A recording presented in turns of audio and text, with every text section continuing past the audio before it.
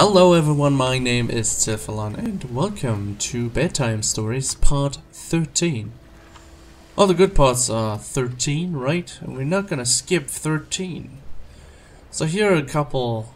We're still in the Underbelly. We have given a quest to find a sanctuary of my former master. And I will do that. But let's talk to Allegan. Maybe he wants to join us again.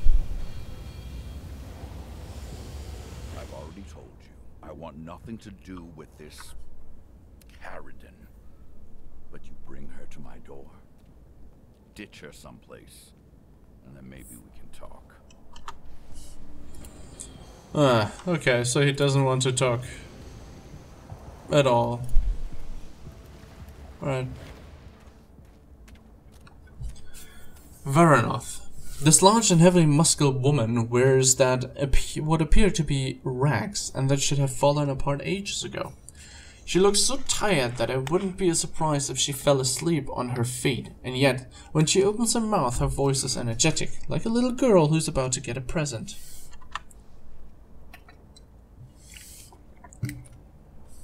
Hello? Can you hear what I'm saying? I can't make this work. Without warning, she slaps herself.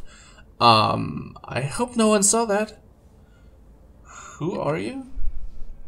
Are you talking to me? Her head swivels awkwardly around and trying to catch a glimpse of you. Oh, you are. My name is Varanoth, champion of the wastes. The woman flinches at the sound of the very different booming voice that came from her own mouth. That's not my name, you stupid thing. It's Varanoth, champion of the wastes. Damn, I come from a land you've never heard of. Damn it, I guess I'm not allowed to say.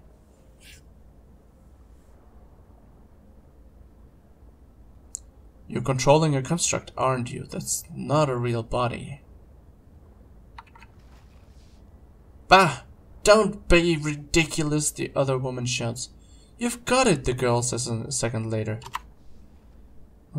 It keeps yelling over me if I talk about something I'm not supposed to, she says, lowering her voice. But maybe if I speak carefully. Her chin drops to her chest. My family explores the world using special tools. The body stabs itself with its finger pointedly.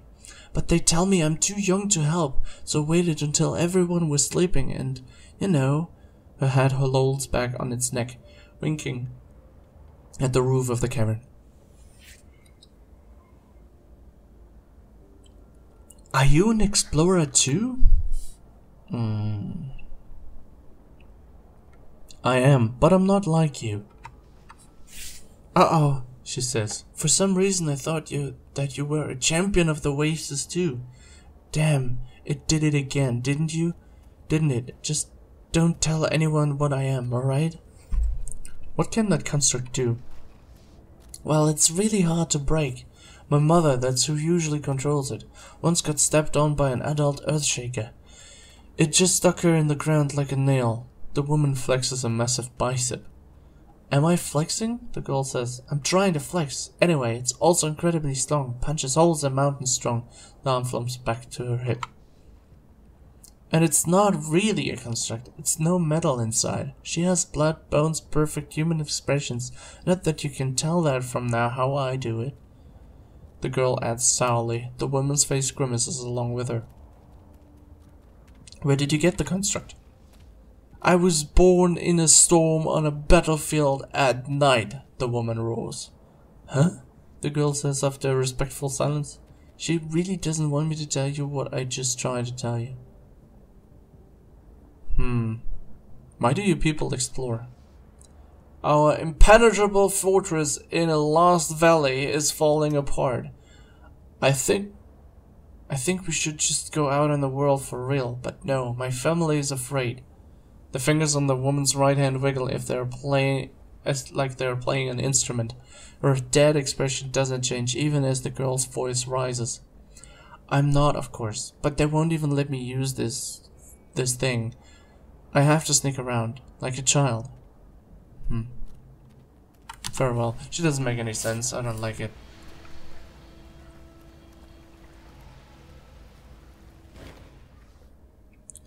Fulsome. This man towers over you, enormously fat and draped in gaudy robes. His expression is calm, stern even, as he regards the bloody mess spread across the floor and wall. The hooded figures on either side of him tense as you approach. He turns to inspect you, eyebrow lifted, and raises his hand. His bodyguards relax, watching you. In a space of a second, his eyes flick over you. He nods, apparently to himself, as if your presence has confirmed something he expected. What are you doing in the Underbelly, Falling Star? What? How? I'm looking for someone. Are you? He says. I know everyone in the Underbelly, and I'm seeking someone as well. Perhaps we can help each other. Making a note. He turns his back on you, staring down at the vast pool of blood. This is all the remains of Weedle, one of my proteges. I had hopes for him. Now they will never be realized. The Underbelly is poorer without him.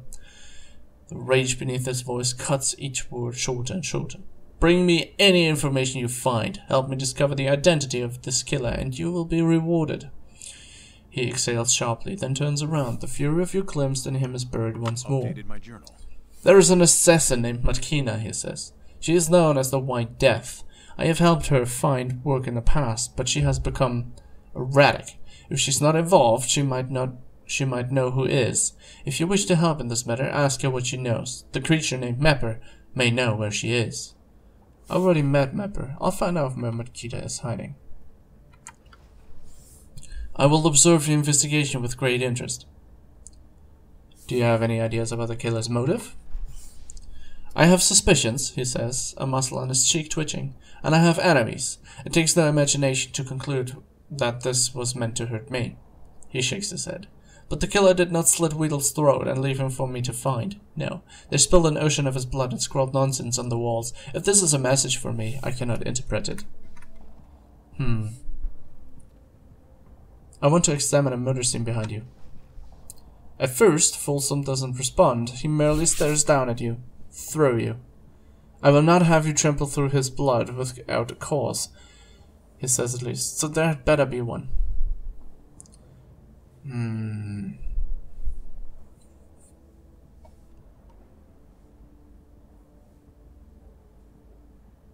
The murderer may have left behind evidence. I won't know unless you let me look. Blue Tide raised a tiny amount. He casts a doubtful glance behind him, pauses, then nods. Let him pass when he is ready, he tells the hooded figures at his side. They incline their heads. Do you live in the Underbelly? Not quite, he smiles like he's paying for it by the millimeter. I rarely sleep, so I need no bed of my own, but I have spent most of my life in these tunnels at Grottas. It is a good place, cruel and unforgiving, but good. His slow gaze sweeps under the Underbelly. Sagas foolishly sends its undesirables here, as if it's worthless, but the Underbelly is a place of hidden treasures, wise machines, and kind mutants. If I had a home here, I would not regret it. Folsom seems like a strange name for you. Yes, the pigman says. The name was a gift, and somehow of a witticism, from my departed mentor many years ago. Before long, the name was the only one I known by. Farewell. Okay. Fine. Let's check that out.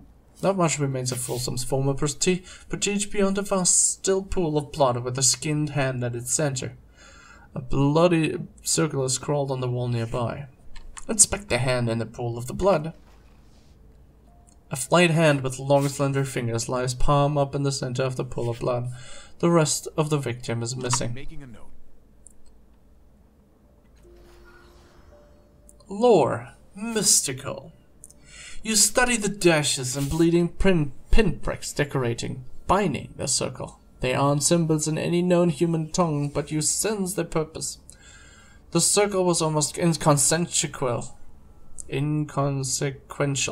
These sigils gripped at the shape of it and pushed it through time and space.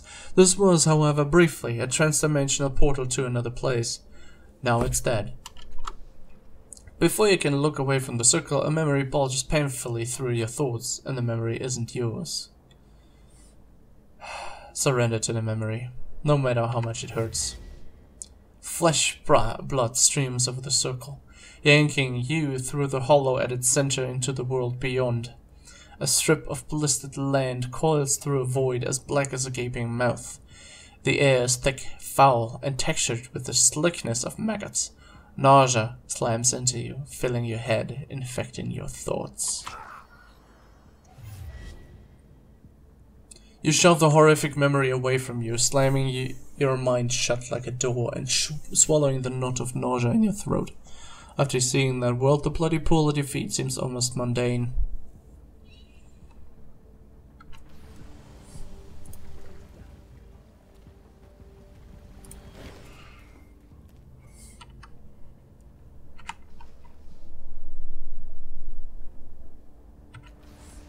Okay. Alright, so there is at least one more person that we could talk to, Manthapa. However, I feel like continuing. There's at least 2 persons. We should I should check my intellect and try to increase that again. I want to use this item on myself, please. Yep. Heal. And then I want to... I'm going. I'd really like to rest somehow. How do you rest? Options. Controls.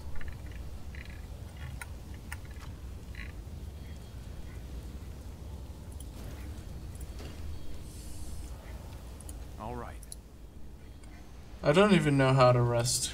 Character sheet. Fiddles. No fiddles.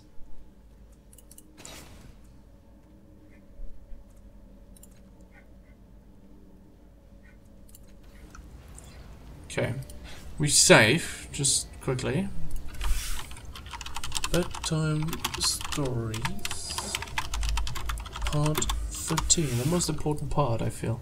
13. And let's talk to Kekt again.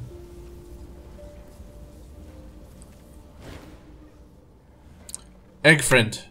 Kekt whistles. The smell of dust and closed air surrounds it. The creature is clearly glad to see you. Stitch a deep dig, like promise. Rock notice good there. The scent of a pocket-trapped gas arises, the equivalent of a shrug. But Kekt promise. Stitcher move. Human won't travel? Can you take me someplace under the city? Stitch's bows almost scuttling, and the warm smell of cooking rock rises from its back. Friend to Stitcher, yes, no pay for you, free. Oh yes, it's free! I've heard that the Changing God had a sanctuary underneath the city. Can you take me there?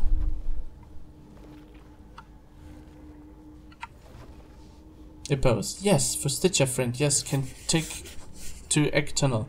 Then walk to place, yes? Yeah, gonna find the sanctuary of my former master.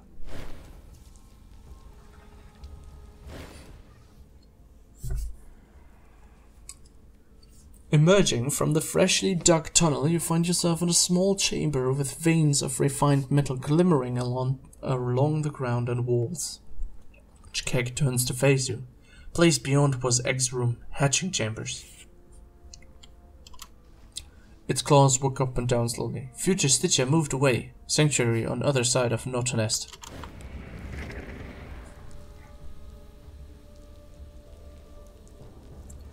I'll remember that. Okay. We can leave the area there. The map says this. I'm ready. Let's interact with this thing, because I need to touch everything. Warm sinews of light traces the wall, spiraling into the base of a hollow statue.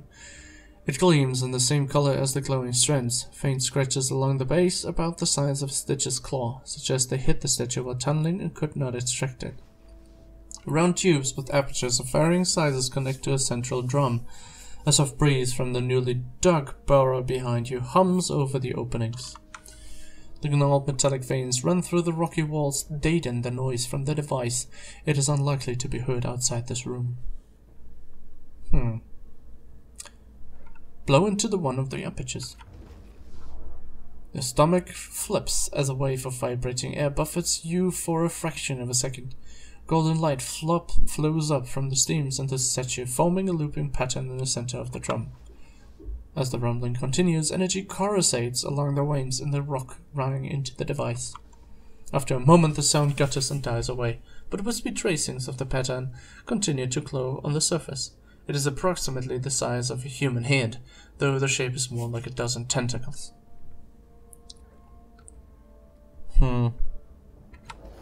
Place my hand on the light tracings. The same sound you heard before rattles your gut. It sputters but remains on, the acoustics having deteriorated over millennia. Though the sound is intermittent, there is something fascinating about it that forces you to pay attention. You easily tear your focus away, but the effect might be stronger if the statue was fully intact, especially on a creature with non-human psychology. Callistide raises an eyebrow. Fascinating. Seems to have a psychic effect. This one is broken, and it doesn't seem tuned for humans. But a less dilapidated device might have quite the pull of another creature.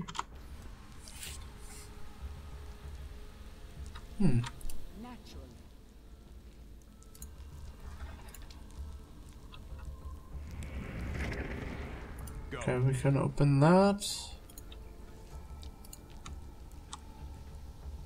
All right. That one can be opened. Cool. Let's interact with that one.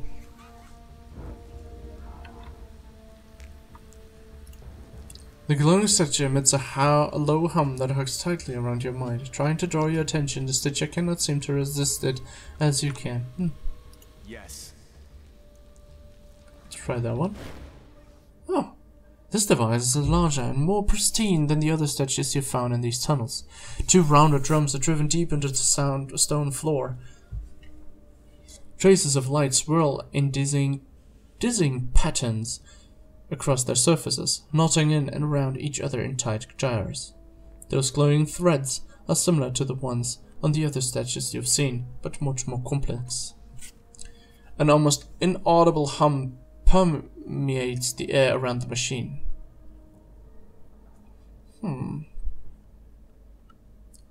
Lore mystical. Try to strike the drums to produce a harmonic sound.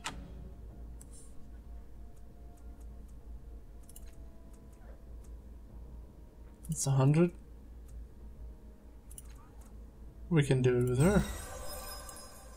She makes it 100%. Success. You bring open palms down on the 2 drums simultaneously, and gonging resonates through you. A burst of golden light erupts from the machine. For a fraction of a second, your mind is wiped clean. Stunned. Mesmerizing sound. Yes. But did it do anything else? No. I'm ready. Okay, there's some sort of pool. It is done. Okay. Get out. That's not the way I want to go. Yes. Now. Fine. Okay, this is weird. Where would I have to go? I'm a little... Oh yeah, down there. A little confused as to where to go. Oh no. Woohoo! Whoa, almost went back into the pool of radiance shit. Yes. Okay, let's leave the area through here.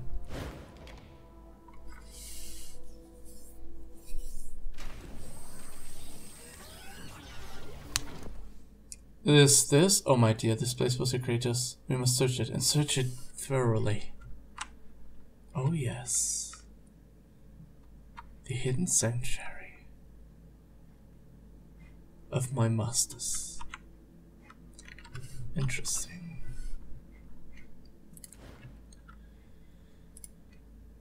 Sleek and streamlined, this machine hums with energy. You're fairly certain that it came to life just as you entered the chamber.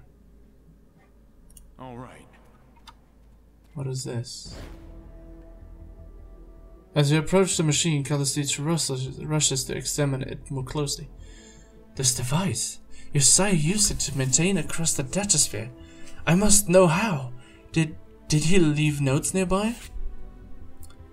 Let's try to remember where the notes might be. Yeah, let's put one more in. I didn't make it. You feel a scratching sensation at the base of your skull inside your head, but nothing comes out of it, save the uncomfortable feeling that something is trying to get out. Do you want to access the DataSphere now? I can't, she studies the Numenera, tapping a finger pensively on her lips. Well, I could, but it would be utterly foolhardy to attempt a consciousness transfer without properly understanding the process. The sire must have written something down. How does it work? I don't know. She moves around the strange device, examining it from every angle. It looks as though it's dormant, or perhaps lacking power. If I know anything about your sire, it's that he documented everything. So where are his notes? Let's continue on.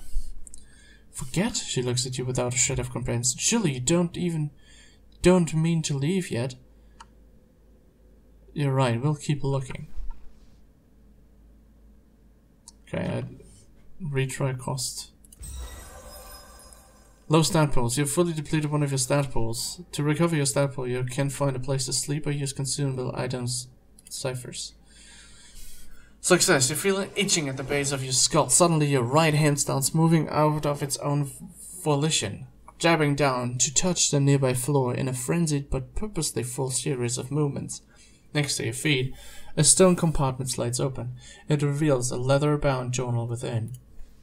Callistine approaches with reverence. May I? She asked, holding out her hand for the book. This leather-bound journal is filled with the various diagrams, notes, and observations of the machines you found near the engines buried beneath Saga's cliffs. The handwriting is courageous, and it chronicles his analysis of the DataSphere, the net of information that surrounds and permeates the world's air. Some people have drawn power from the world, and others have found a way to transmit knowledge in the blink of an eye.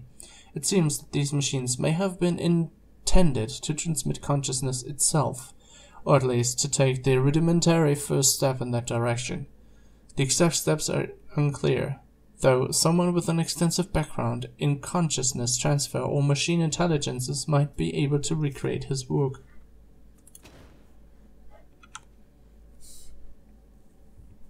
It belonged to my sire. I'd like to look at it first. I see, she considers you, folding her hands demurely in front of her. Is it because you don't trust me with the knowledge it contains? No, don't answer. I will find out what it contains eventually. She returns to looking at the Numenera without a backward glance.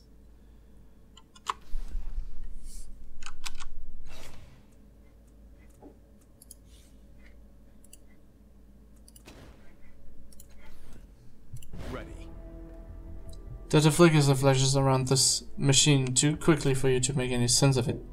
Investigate the machine.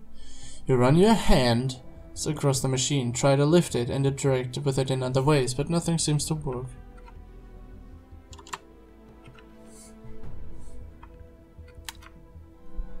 Yes.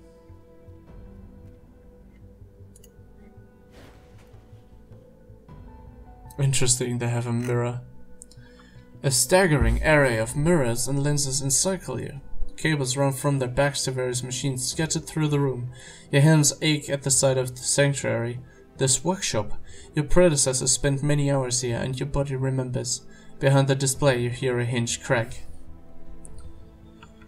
Study the lenses as mirrors. The mirrors twitch as you gaze from surface to surface. Eventually you realize why. They are attuned to your mind. You can move each one as effortlessly as your own hand. Every surface shows something else besides your reflection. A silver of glass highlights a red cord around your throat.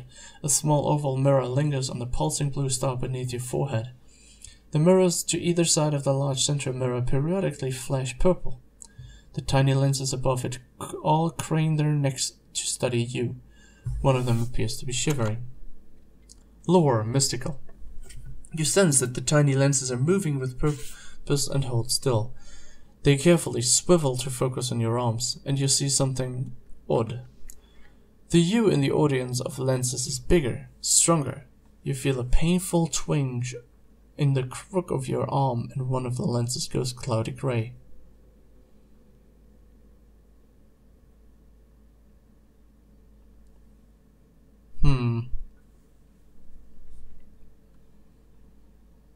Determine the purpose of the tiny lenses. You mentally draw the attention of the tiny lenses, feeling the pull of their eyeless gaze on your skin. In the reflection you see an idealized version of yourself, stronger, smarter, faster. And, in a flash you understand, they can change you, improve you, but a few of them are growing cloudy under the strain. You should act quickly.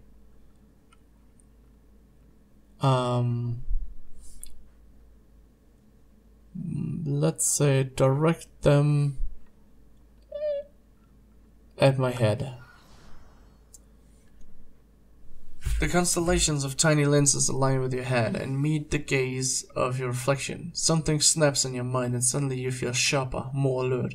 One by one the lenses fade into an opaque haze until only one remains, as bright as a winter star. Last cast have permanently gained 1 intellect pool. Maximum intellect pool is now 7. Yes.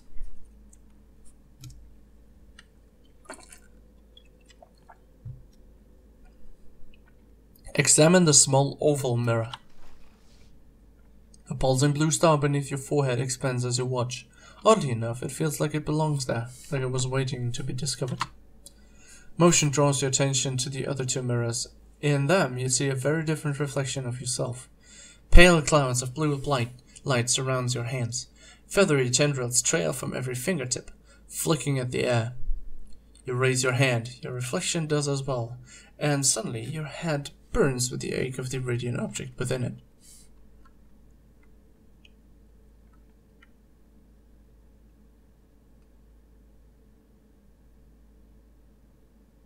Look at my hands.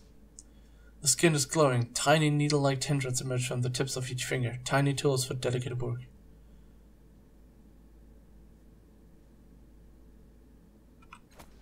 Pluck the object. You press your fingertips against your forehead and feel the needle-like tendrils close around the round object inside your head. Carefully, you pull it out. The raising agony melts away, and the glow slowly fades from your hands, revealing a bronze sphere in your palm, growing more substantial with every passing second. Move this... okay, I gained an artifact, a bronze sphere. This is a fist-sized bronze sphere that you remove from the trans-dimensional space inside your head. Its surface is covered in interlocking spirals.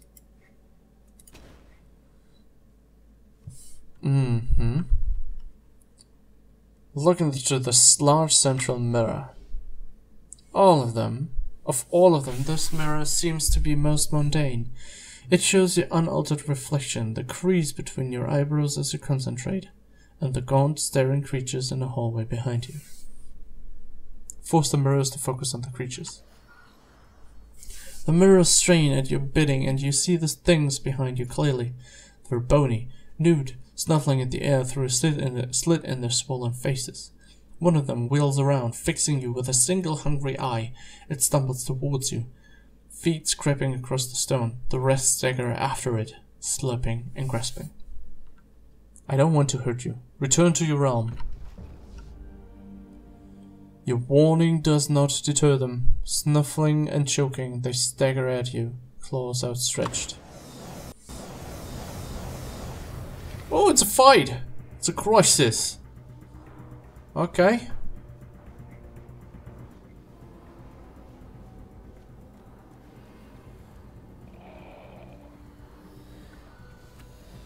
Okay, he's flanked. I've stuff that I can use.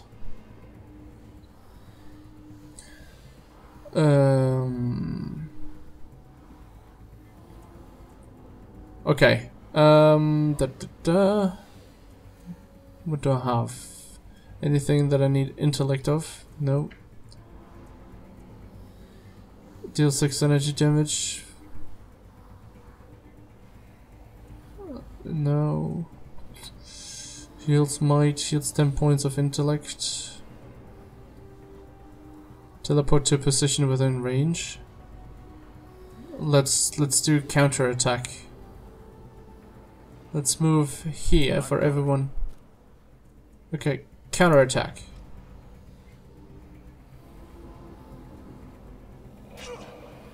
Just what I needed. What? I didn't counter attack.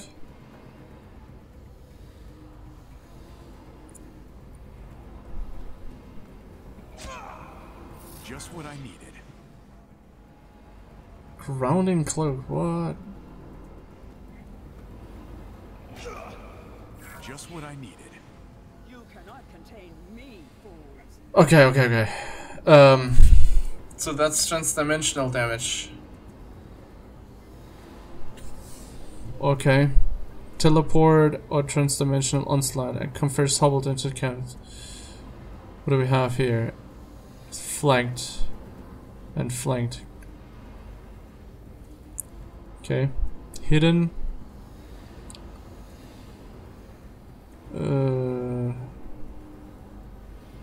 First of all,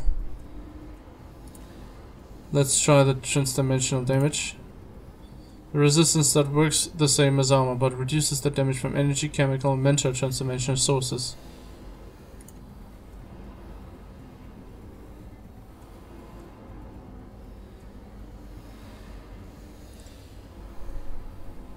For 1 damage, 1 point more. Okay, he's hobbled. And she teleports away.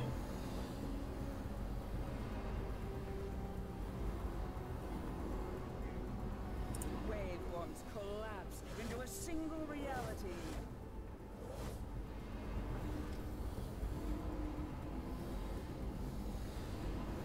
I'm surrounded. Okay. Whenever an attack misses me, okay. Now.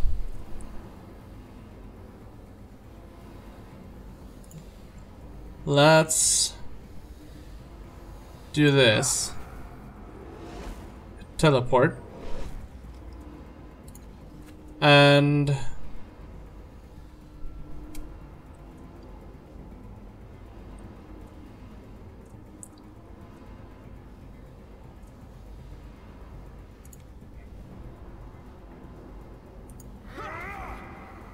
I'm barely hurting it.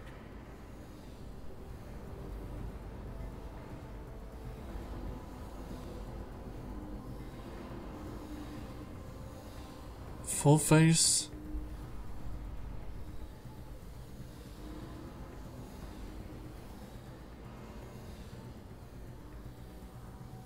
Okay, I'm a little worried this is not going the way I want it to go. Okay, let's keep going and try to kill one of them.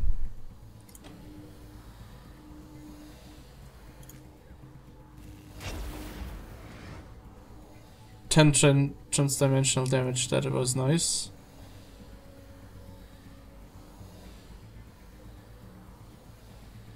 Can I... yeah, I could move here.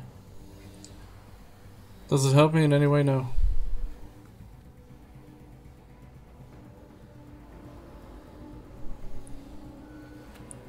Okay, I need to heal.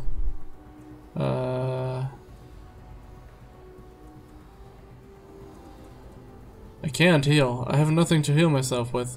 Jesus freaking Christ. Okay. Okay. I don't think that helps.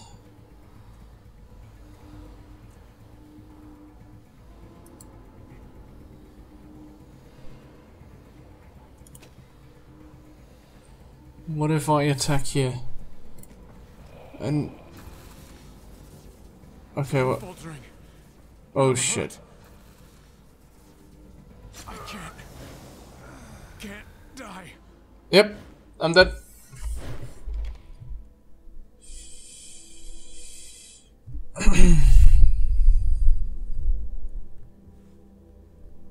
But here, dying doesn't mean you die. It just means something different. And we'll find out why and what.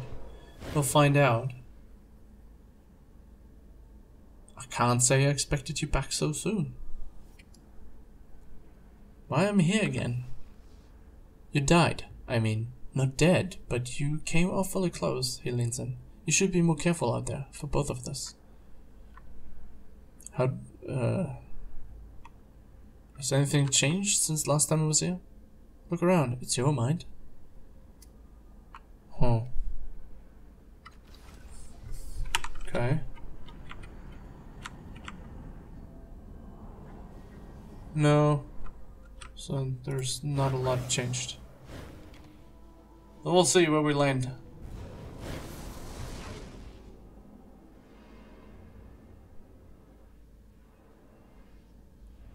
Come now. Enough dawdling. We have a world to see. Okay, interesting. So dying is not the end here. Alright. Thanks everyone for watching. This was part 13. We had finally a crisis again. And I managed to die.